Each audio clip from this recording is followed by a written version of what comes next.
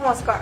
ধিং বিধানসভা সমষ্টিৰ মৌৰাধজত অসম জন মৰ্চাৰ নিৰ্বাচনী প্ৰচাৰ সভা অনুষ্ঠিত।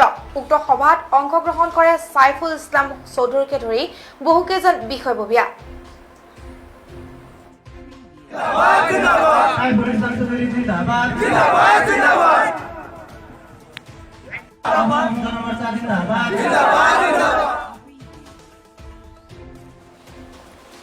ৰাজ্যৰ বিধানসভা নিৰ্বাচনৰ দিন চমু চাপি অহাৰ লগে লগে নতুনকৈ গঠন হোৱা আঞ্চলিক ৰাজনৈতিক দল অসম জন মৰ্চাই কুচকাৱাজ আৰম্ভ কৰিছে।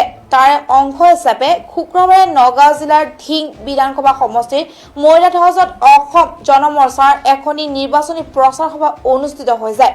সমাজসেৱক নুৰ জামালৰ সভাপতিত্বত অনুষ্ঠিত সভাত অসম জন মৰ্চাৰ ৰাজ্যিক সভাপতি তথা ৮৩ নং ধিং বিধানসভা সমষ্টিৰ প্ৰাৰ্থী সাইফুল ইছলাম চৌধুৰী, ধিং সমষ্টি সমিতিৰ সভাপতি A.K.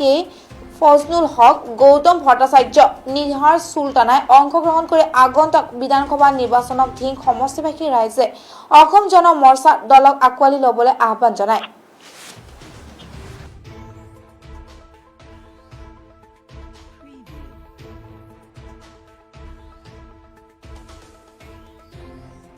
লক্ষ্যৰ উদ্দেশ্য যে অসমত আমি শান্তি ন্যায় আৰু একতা প্ৰতিষ্ঠা কৰিবৰ উদ্দেশ্য, মুখ্য উদ্দেশ্য। তাৰপিছতো আমাৰ অসমৰ যিটো পৰিস্থিতি আপোনালোকে গম পাইছে যে আমি সদায় কা বিৰোধী স্থিতিত আছোঁ আৰু আমি কা বিৰোধী স্থিতিত থাকিম আৰু আমি কা বিৰোধ কৰি আমি সুপ্ৰিম কোৰ্টত মহামান্য আদালত আমি এটা গোচৰ কৰিছোঁ। তাৰ আগন্তুক দিনত আমি অসমৰ যি আঞ্চলিক শক্তি আছে আমি একগোট হ'ব লাগিব আৰু অসমৰ যিবোৰ নতুন দল গঠন হৈছে আঞ্চলিক দল তেওঁলোকে একগোট হৈ পেলাই বা আমাৰ যি অসম জন মৰ্চা আঞ্চলিক দল আছে আমি একগোট হৈ অসমক এটা শক্তিশালী ৰূপত প্ৰতিষ্ঠিত কৰিব লাগিব আৰু প্ৰতিষ্ঠিত হৈ পেলাই অসমৰ পৰা এই বিজেপি দল বা সাম্প্ৰদায়িক দল বা UDF দল বা কংগ্ৰেছ দল আমি তেওঁলোকে ইয়াৰ পৰা প্ৰতিষ্ঠিত কৰিব পাৰিব লাগিব। কাৰণ আমি অসমৰ মানুহৰ কাৰণে আমি চিন্তা কৰিব লাগিব যে অসমত আজি যি বাতাবৰণ সৃষ্টি হৈছে, যি এটা অশান্তি সৃষ্টি হৈছে, এই অশান্তিটো ঘূৰাই যাতে আমি শান্তিৰ পৰিৱেশ গঠন কৰিব পাৰোঁ তাৰ বাবে আমি আঞ্চলিক গোট আমি চব একেলগ হ'ব লাগিব। আৰু আগন্তুক দিনত 2021 চনৰ যিটো বিধানসভা নিৰ্বাচন আহি আছে তাত মই নিজে অসম জন মৰ্চা আঞ্চলিক দলৰ পৰা মই মোৰ প্ৰাৰ্থীটো মই আগবঢ়াম আৰু সেই উদ্দেশ্যে লক্ষ্যৰ উদ্দেশ্য যে অসমত আমি শান্তি ন্যায় আৰু একতা প্ৰতিষ্ঠা কৰিবৰ উদ্দেশ্য, মুখ্য উদ্দেশ্য।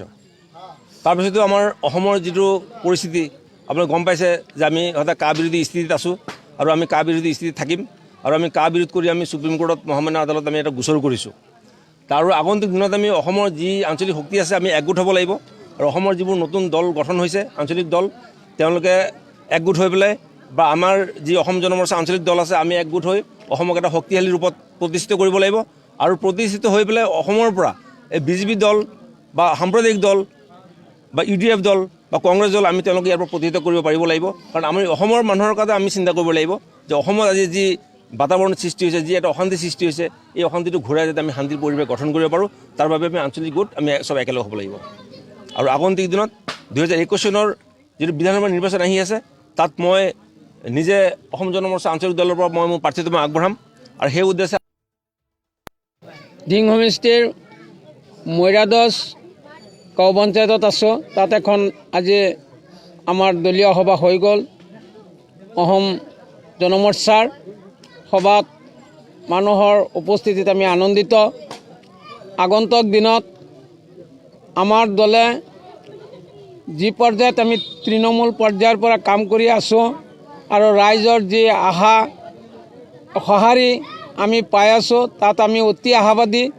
আমাৰ আশা যে আগন্তুক নিৰ্বাচনত ধিং সমষ্টিৰ অসম জন মৰ্চাৰ প্ৰাৰ্থী এডভোকেট সাইফুল ইছলাম চৌধুৰী চাহাব ৰাইজৰ সঁহাৰিৰ ওপৰত ৰাইজৰ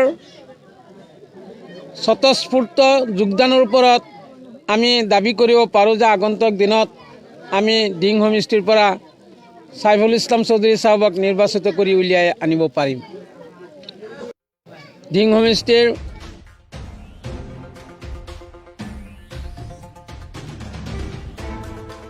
খবৰটো সৈতে ষ্টুডিঅ'ৰ পৰা বিদায় লৈছোঁ। চাই থাকিব প্ৰতিটো মুহূৰ্তৰ খবৰ বাবে PI নিউজ। ধন্যবাদ।